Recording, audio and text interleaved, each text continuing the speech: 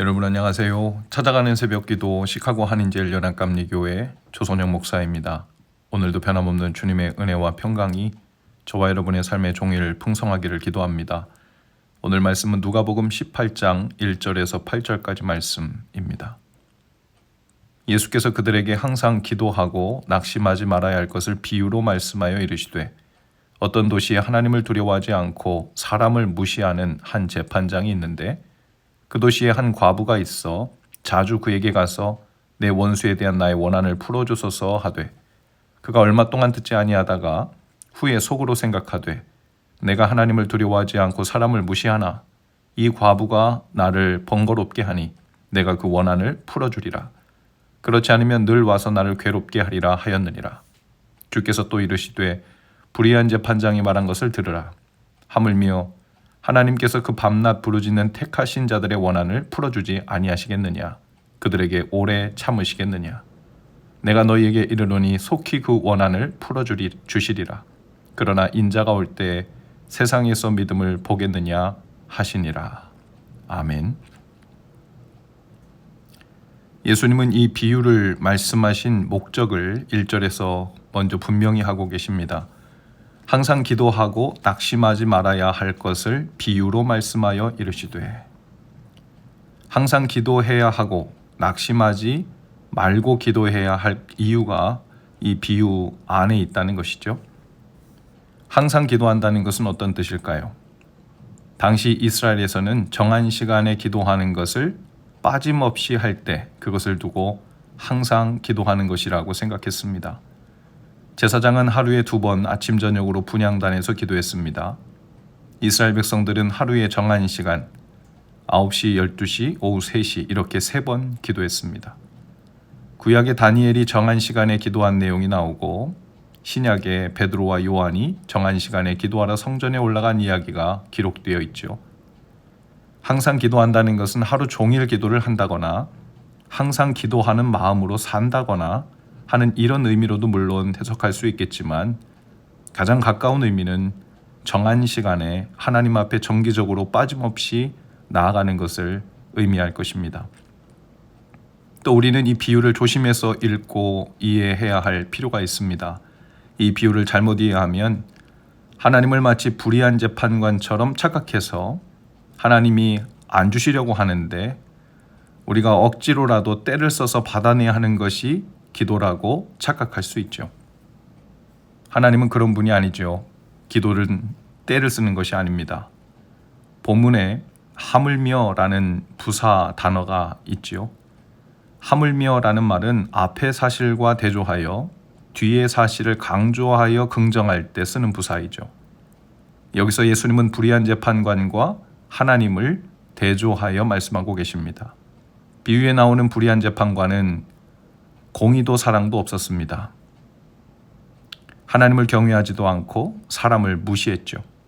그러나 불의한 재판관과 달리 하나님은 사랑이 많으시고 공의로우신 분이십니다.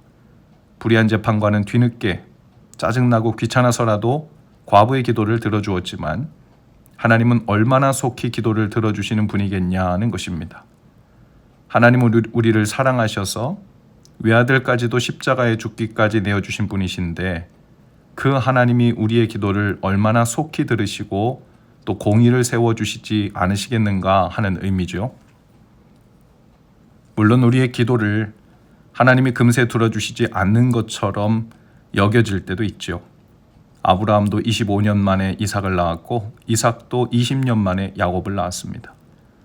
하지만 그것은 하나님이 기도를 늦게 들어주신 것이 아니죠. 하나님은 이미 주시고자 결심하셨지만 아브라함이나 이삭에게 가장 좋은 때에 주신 것입니다.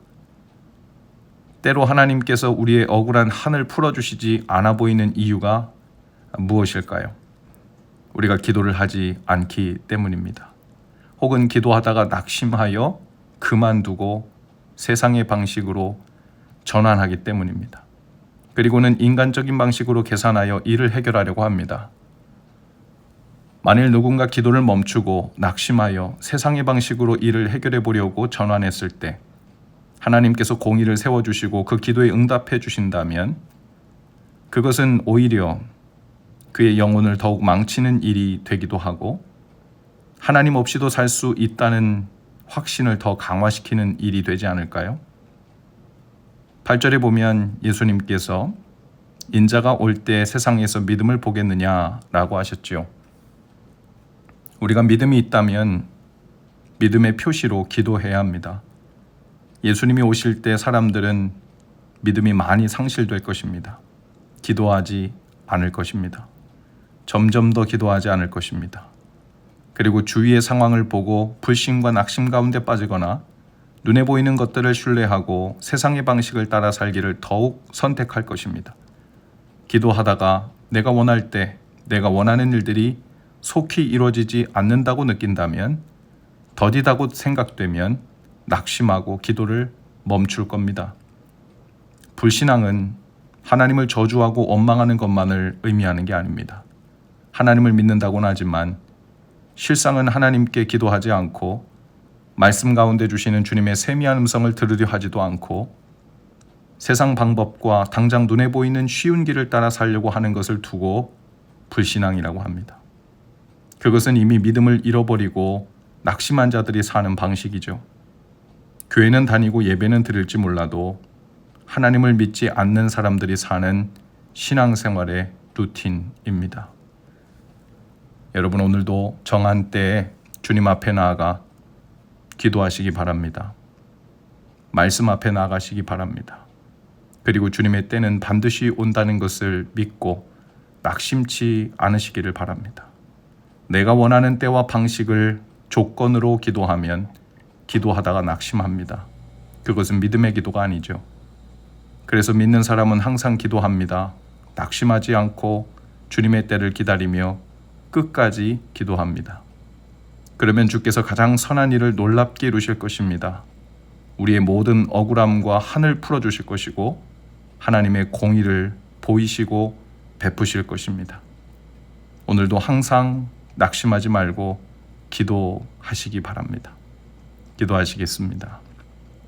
주님, 오늘도 정한 때 말씀 앞에 나와 이렇게 주의 음성에 귀를 기울이고 우리에게 베풀어 주시는 주의 음성을 듣습니다. 멈추지 않고 낙심치 않고 기도할 때 그 믿음을 보시고 저희 각 사람을 향한 주님의 공의를 베풀어 주옵소서.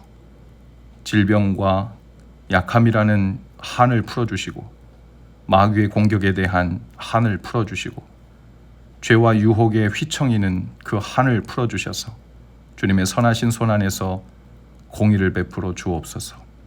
예수님 이름으로 기도합니다. 아멘. 여러분, 오늘도 말씀 동행으로 화이팅입니다. 저는 내일 아침에 다시 찾아오겠습니다.